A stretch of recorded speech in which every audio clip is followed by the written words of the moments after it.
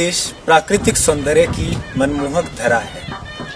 गगनचुंबी पर्वतों का आकर्षण, सफेद बर्फ की चादर का ओढ़न, तीव्रगामिनी नदियां, झरने और लता पत्रों की फिजाओं में नृत्य बिखेरते पक्षी इस प्रकृति के आकर्षण का अनूठा रंग बिखेरे हैं। सांस्कृतिक दृष्टिकोण से सोलन, शिमला और सिरमौर हिमाचल के 12 जनपदों में अपना विशिष्ट स्थान रखते हैं। लोक संगीतों के तालों, गीतों और नृत्यों तथा व्यंग्यात्मक रंगों ने इस परंपरा की मनमोहक भूमिका हमारी जीवन शैली में सजाई है। इसी तरह की परंपराओं और लोक कलाओं में एक अभिन्न पहलू है डग्याड़ी स्वांग नृत्य।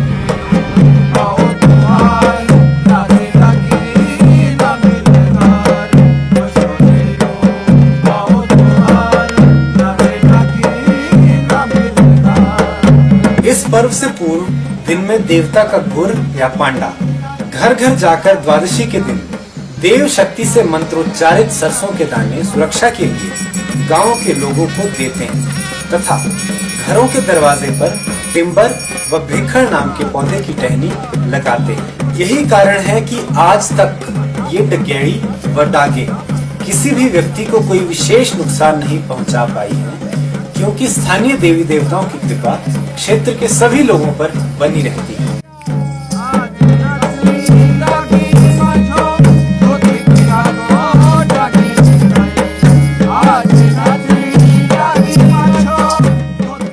डग्याड़ी नृत्य का संबंध कृष्ण जन्म से माना गया है, जिसका वर्णन कहांजी कन्हैया में भी मिलता है। लोक शैली में कन्हैया कृष्ण जन्म की विभिन्न कथाएं हमारी श्रद्धा तथा आस्था के साथ साथ पथ प्रदर्शन कर रही है। कृष्ण अवतार में जहाँ कृष्ण की अनेकों लीलाओं का वर्णन हमारे लोक साहित्य में और कहांजी कन्हैया में गाकर बताया जाता है, वहीं उनके जन्म लेने पर उनकी खोज में कंस द्वारा तंत्र मंत्र, राक्षसों व पूतना सरीखी डंकनियों तथा सिद्धड़ पांडा को भेजकर कृष्ण जी को मारने का षड्यंत्र रचा गया।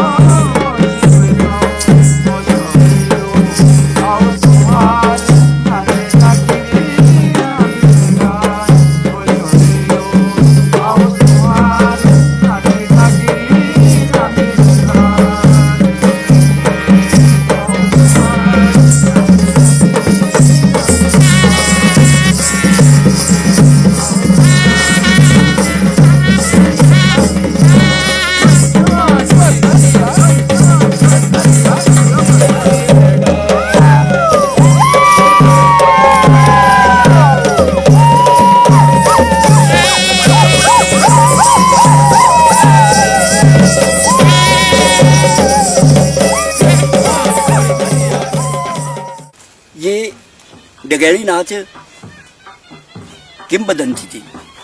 ये डगैड़ी नाच लोग जानते थे और डगैड़ी से बचने के लिए सरसों बांटी जाती थी और घरों के रख रखाव के लिए एक झाड़ी होती है जिसको यहाँ पर टिम्बर कहते हैं और भेखड़ कहते हैं, उसको लगाया जाता है। और आज भी वो ये पांडा लोग हैं, पांडे ही इस प्रथा से जुड़े हुए हैं, वो लोग आज भी करते हैं। हमारे पंचांग में जो यहाँ पर शास्त्रीय लेख है उसमें आज भी त्रयोदश और चौदश की रात पूर्णतया इस संदर्भ में सर्वव्यापक सर्वविदित है। और उसके 5 दिन बाद नाग पंचमी होती है, उस कालिया नाग की कथा है और उस नाग की पूजा होती है।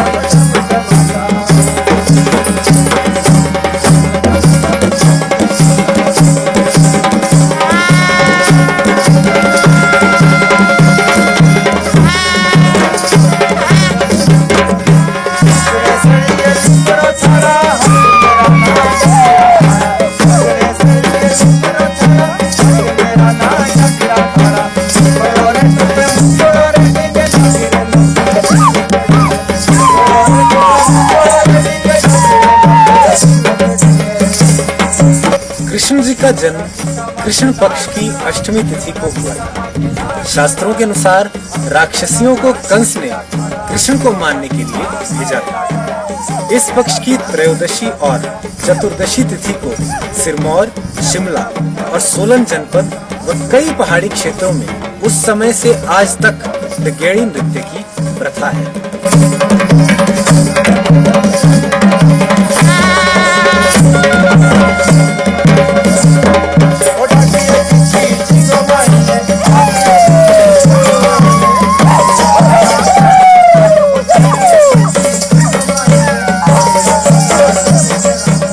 क्योंकि डगेड़ी के वास्तविक नृत्य को सभी नहीं देख सकते, इसलिए जनसाधारण को उस नृत्य की झलक दिखाने व देव आस्था का पालन करने के लिए डगेड़ी नृत्य स्वांग किया जाता है। इसके परिधानों और मुखौटों को भी उसी परिपाटी से बनाया गया जैसा श्रुति व स्मृति से कई पंडित पुजारियों व बुजुर्गों से पता चला था। परिधानों में सर्पाकार की पट्टियों को पिरोया तथा भयंकर मुखौटों को क्षेत्र के उत्कृष्ट कला पारखियों एवं हस्तशिल्प कलाकारों द्वारा तैयार किया गया। लोगों का मानना था कि इस नृत्य में डागे, लंबी लंबी जीभ, तीखे दांत, भयानक आंखों व विकराल बालों तथा लंबे नाखूनों के साथ नृत्य करते सांपों और बिच्छुओं के परिधान पहनती थी तथा मुंह से खून उगलते हुए रौद्र अभिव्यक्ति भयंकर भाव से नृत्य करती थी।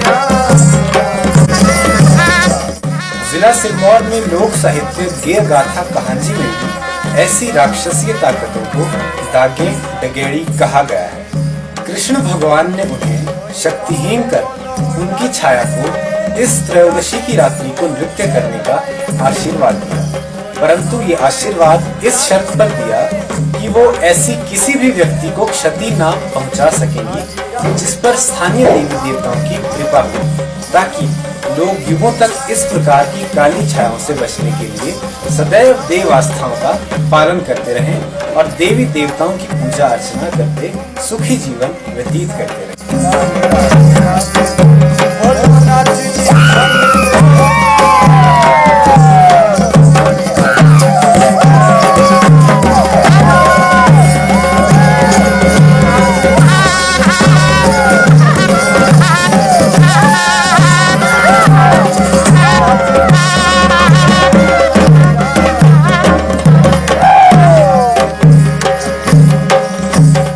कृष्ण जन्माष्टमी के बाद त्रयोदशी व चतुर्दशी को वास्तविक डगेड़ी नृत्य साधारण व्यक्ति नहीं देख सकता।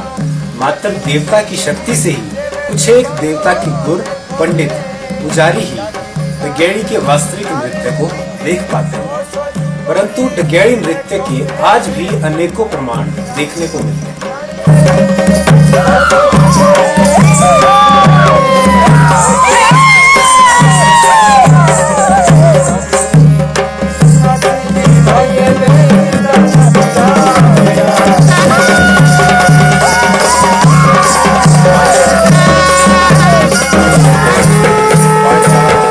अष्टमी के बाद त्रयोदशी तिथि को डगेड़ी स्त्री पक्ष और चतुर्दशी तिथि को डागे पुरुष पक्ष नृत्य करते हैं, अटखेलियां करते हैं।